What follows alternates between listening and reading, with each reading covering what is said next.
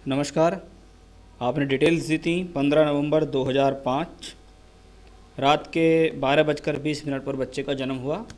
जिस समय बच्चे का जन्म हुआ उस समय लगन उदय हो रहा था, कर्क लगन, और जो जन्म की राशि थी यानी है मेष राशि है, चंद्रमा मेष राशि में गोचर कर रहे थे। शुरुआत करते हैं किसी भी कुंडली की लगन से और उसकी राशि के आधार पर। लगन कर्क लगन है, स्वभाव में चंचलता देता है, गहराई भी देता है। यानी व्यक्ति जितना बाहरी रूप से दिखाई देता है उतना ज़्यादा ही गहन भी होता है। साथ ही साथ लगन में शनि का होना व्यक्ति को स्वभाव से बहुत अधिक गहनीय विचार वाला बनाता है। ऐसे व्यक्ति किसी के प्रति क्या सोच रहे हैं, क्या हानिकारक स्थिति सोच रहे हैं, क्या उनके दिमाग में फितूर चल रहा है, वो सिर्फ वही समझ सकते हैं। ऐसे लोगों को समझना, उनको पढ़ना बड़ा मुश्किल होता है, क्योंकि स्वभाव में गोपनीयता के साथ साथ स्वार्थ भी बहुत ज़्यादा ऐसे लोगों के भीतर देखा गया है। जब लग्न में शनि अष्टमेश होके होते हैं तो स्वभाव में गोपनीयता तो देते ही हैं, लेकिन व्यक्ति का जो दिमाग है, व्यक्ति की जो बॉडी लैंग्वेज है, वो एक इस प्रकार की स्थिति हो जाती है कि उसको समझना थोड़ा सा बहुत कठिन काम हो जाता है। ऐसे लोगों से सावधान रहना चाहिए। ये कब क्या कर दें, कब किस प्रकार का स्टेप चुपचाप उठा लें, बड़ा मुश्किल स्थिति है। जब अष्टमेश शनि लगन में होता है तो जीवन को एक कठिन बनाता है। मंगल की दृष्टि भी है, मंगल मेष राशि में लगन के ऊपर दृष्टि दे रहा है। इसका मतलब है व्यक्ति के स्वभाव में अगर गंभीरता है तो जोश भी है, क्रोध भी है, झुंझलाहट भी है। बहुत आसानी से किसी के काबू में आने वाले लोगों में से ऐसा व्यक्ति नहीं होता है, क्योंकि साहस भी ऐसे लोगों के पास अच्छा खासा होता है। चंद्रमा मेष राशि के अंदर 12 डिग्री 48 मिनट का है। अश्वनी नक्षत्र में पैदा हुआ, यानी मूलों में पैदा हुआ बच्चा है ये। साथ ही साथ चंद्रमा को देखिए मंगल की राशि में, अग्नि तत्व राशि में मूलों का चंद्रमा अग्नि तत्व के ग्रह मंगल के साथ है, और शनि की 10वीं दृष्टि, यानी चंद्रमा पीड़ित। चंद्रमा जब पीड़ित होता है तो कहते हैं चंद्रमा मन का कारक। मन के अंदर भी वही सारी चीज़ें जो लगन के अंदर हैं, यानी क्रोध भी है, झुंझलाहट भी है, जल्दबाजी भी है, किसी की बात को ना सुनना, किसी बात को कैरी ना करना, अपनी स्थिति को ज़्यादा आगे रखना या अपनी बात को ज़्यादा चलाने वाली स्थिति ऐसे लोगों के साथ देखी जाती है। थोड़ा सा टिपिकल हॉरोस्कोप ये इनकी राशि के हिसाब से भी और लगन के हिसाब से हो गया है। अब बात करते हैं, देखिए आप इसमें शनि और मंगल दोनों एक दूसरे को देखते हैं। मंगल की चौथी दृष्टि यदि लगन पर जाती है तो शनि की 10वीं दृष्टि इस पर आती है। पारिश्रमिक के हिसाब से देखें तो कभी कभी मन की बात है, अगर मन में आ गया और ठान लिया कि मुझे ये काम करना है, तो बड़े से बड़ा काम भी ये बहुत आसानी से करने में सक्षम होते हैं। लेकिन ये इनके मन के ऊपर बात है, अगर ठान लिया तो कर देंगे, नहीं तो कोई भी इनसे काम नहीं करा सकता। तीसरे घर में केतु फिर से स्वभाव के अंदर अडिगता और परिश्रम भी दिखाता है, स्वभाव के अंदर क्रोध भी दिखाता है, और अडिगता का मतलब है अत्यधिक साहसी हो जाना। ऐसी स्थिति को भी यहाँ शो करता है। बृहस्पति और शुक्र का राशि परिवर्तन है। कहने को दोनों शुभ ग्रह हैं, लेकिन चौथे घर का मालिक छठे घर में, छठे घर का मालिक अगर चौथे घर में हो तो घर के सुख में कमी दर्शाता है। यानी घर के सुख में कमी का मतलब है घर के माहौल के अंदर गर्माहट होना, इनके कारण घर परिवार के लोगों में आपस में कुछ दिक्कत हो जाना या परेशानी होना, या कभी कभी ऐसे लोग घर से दूर जाकर भी रहने लगते हैं। सूर्य इनके साथ में है। सूर्य धन भाव का मालिक है, चौथे घर में बैठा है, धन देगा, कुटुंब के लोगों से धन दिलाएगा, लेकिन सूर्य यहाँ नीच का भी है, यानी फिर से वो कलह वाली स्थिति दिखाई दे रही है। बुध अच्छे पोजीशन में नहीं है। एक तो वृश्चिक राशि में है, वृश्चिक राशि बहुत गहन राशि, गहराई की राशि। वृश्चिक मतलब बिच्छू, उसमें भी वक्री बुध, इसको कहते हैं स्वार्थी व्यक्ति। धूर्त, चालाक, कपटी एवं स्वार्थी किस्म का है। अपने काम को निकालने के लिए ये कुछ भी कर सकता है। ऐसे लोग जीवन में कभी मात नहीं खाते। क्यों? क्योंकि दूसरों को धोखा देना या दूसरे से काम निकलवाने की जो एक टैलेंट है वो इनके अंदर कूट कूट के भरा हुआ होता है। जब भी पंचम भाव में वक्री बुध बैठे, ये शिक्षा के लिए ज़्यादा अच्छी स्थिति नहीं कहलाती, क्योंकि बुध यहाँ 12वें का और तीसरे घर का मालिक है। ऐसे व्यक्ति स्वभाव से बार बार इनका स्वभाव और इनका मन इस कुंडली में कुछ ना कुछ गड़बड़ दर्शित कर रहा है। अब देखते हैं ग्रहों की स्थिति को तो हमने देख लिया। अब कहने को तो ये चंद्रमंगल योग है। चंद्रमंगल योग किसी के दशम भाव में बैठे तो लक्ष्मी की कृपा होती है। यानी कुंडली में द्वितीयेश मैंने धन भाव को भी देखा, मैंने बृहस्पति को भी देखा, सूर्य को भी देखा, मंगल चंद्रमा को भी देखा। इसको कहीं ना कहीं से व्यक्ति को आजीवन पैसे से संबंधित सपोर्ट लगातार रहेगी। या तो ये जहाँ पैदा हुआ वहाँ पैसे की कोई कमी नहीं है, या किसी न किसी माध्यम से इसके पास पैसे की स्थितियाँ आती रहेंगी। शुक्र जब छठे घर में बैठा हुआ हो, शनि लग्न में बैठे, तो विवाह और विवाह का कारक, यानी ये दोनों डिस्टर्ब हैं। नवांश कुंडली में भी देखिए तो छठे सातवें घर में मंगल है, सूर्य केतु चौथे घर में, शनि राहु सामने, शुक्र यहाँ भी छठे घर में। ये वैवाहिक जीवन के लिए एक नेगेटिव कॉम्बिनेशन है। यानी विवाह से संबंधित सुख प्राप्ति में परेशानी और शादी के बाद हस्बैंड वाइफ के बीच में रिलेशन का खराब होना यहाँ दिखाई दे रहा है। शुक्र की महादशा इस बच्चे को चल रही है।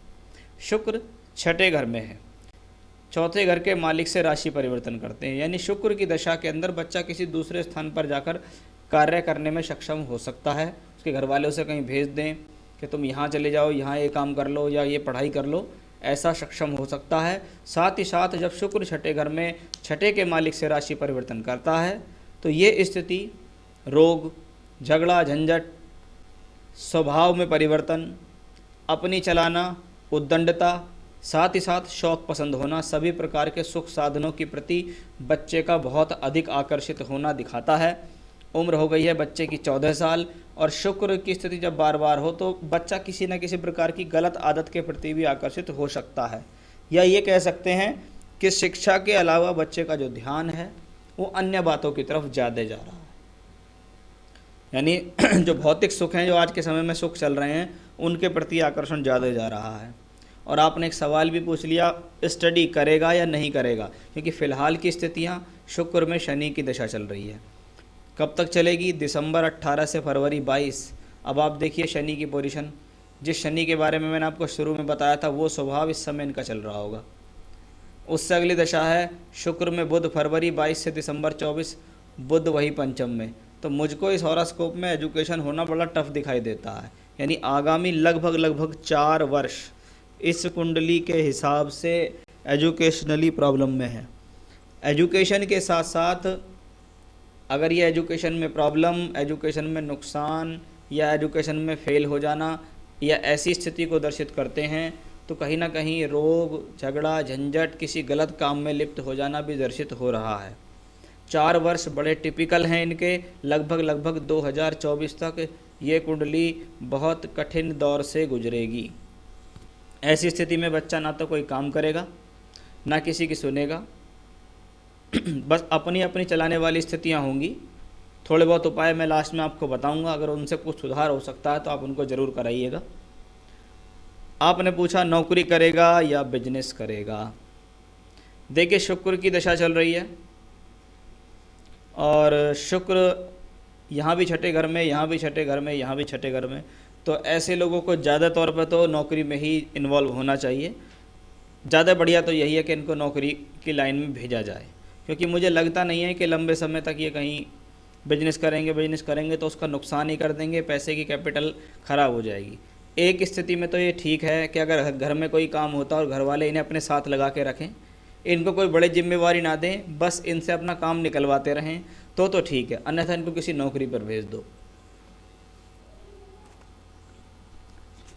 तो फ्यूचर के बारे में चिंता झलक रही है, क्योंकि शुक्र की दशा देखिए आप 2026 तक चलेगी फरवरी की।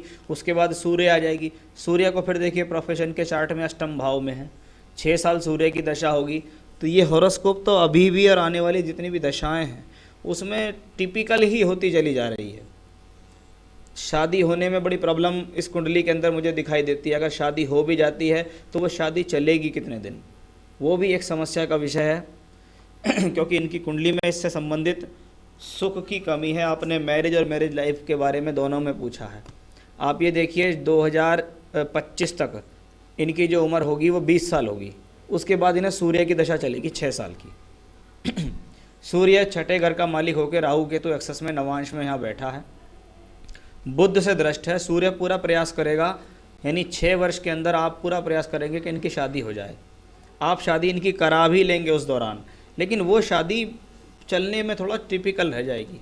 वो 6 साल बड़े प्रॉब्लमेटिक होंगे। मैं आपसे कहूँ कि इनकी 26 साल तक शादी ना करो तो बढ़िया है, क्योंकि चंद्रमा की दशा में अगर शादी होती है 26 के बाद, 26 साल की उम्र के बाद तो चंद्रमा यहाँ अपनी राशि में है, उसको बृहस्पति देखता है, ये चंद्रमा शादी चलाने में सक्षम है। उससे पहले शादी होती है तो शादी टूट जाएगी। पेरेंट्स के प्रति स्वभाव देखिए, इनका तो शुरू इनका खुद का ही स्वभाव जो है बहुत टिपिकल है, तो ये किसी के प्रति भी कोई इतना लॉयल व्यक्ति नहीं रहेगा। बस हाँ, नॉर्मल तौर पे इनका सहयोग साथ घर परिवार के लोगों को मिलेगा, क्योंकि ये अभी अपनी उलझनों में भी उलझे रहेंगे। साथ ही साथ ईश्वर की के तौर पे इनको जो भी दशाएं मिली एक तरीके से भोग मिला है कि भाई इस व्यक्ति के ऊपर ये भोग है जिसको ये आके भोगना पड़ेगा, कि भाई ये सूर्य की दशा तक 26-27 साल की उम्र तक ये व्यक्ति प्रॉब्लम में रहेगा। जिनके साथ रहेगा उनको प्रॉब्लम होगी, खुद को भी प्रॉब्लम होगी। वो सारी तौर पे दिखाई दे रही हैं इनकी कंडीशंस। अब ऐसे लोगों को करना क्या चाहिए? देखिए, सबसे ज़्यादा प्रॉब्लम मुझे चार्ट में दिखाई दी है तो बार बार शनि का कोई इन्वॉल्वमेंट इसमें आ रहा है। लगन में शनि है, अष्टमेश होके हैं, दशा भी शनि की चल रही है।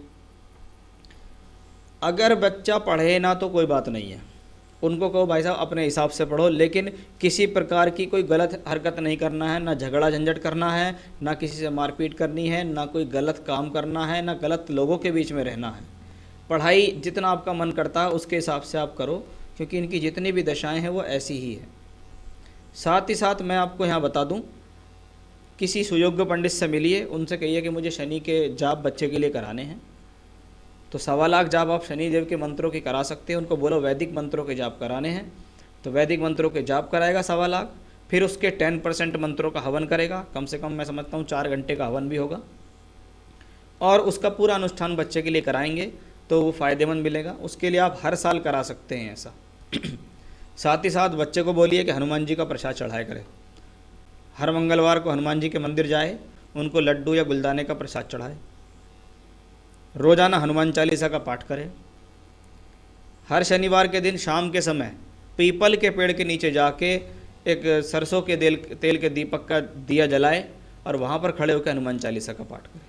ये जो उपाय हैं बहुत नॉर्मल उपाय हैं, और इनको आप रेगुलरिटी में यदि करते हैं तो आपको बहुत ज़्यादा फ़ायदा मिलेगा। आप शनिदेव के मंत्रों को 51 हज़ार करके भी करा सकते हैं कि 51 हज़ार आप करा लिए, उसके बाद आपने फिर 3-4 महीने बाद फिर 51 हज़ार करा लिए। ऐसे 4-4 महीनों के गैप दे के भी आप करा सकते हैं। शनि दान करना इनके लिए अच्छा, हनुमान चालीसा पढ़ना अच्छा, हनुमान जी के मंदिर जाके प्रसाद चढ़ाना, शनि देव पे दीपक जलाना, हनुमान चालीसा का पाठ करना, ये सब जितने भी पूजा पाठ हैं जब ये रेगुलरिटी में आएंगे तो कहीं ना कहीं इनकी बुद्धि पर इसका प्रभाव पड़ेगा, जो कि इनको पॉजिटिविटी की तरफ ले जाएगा।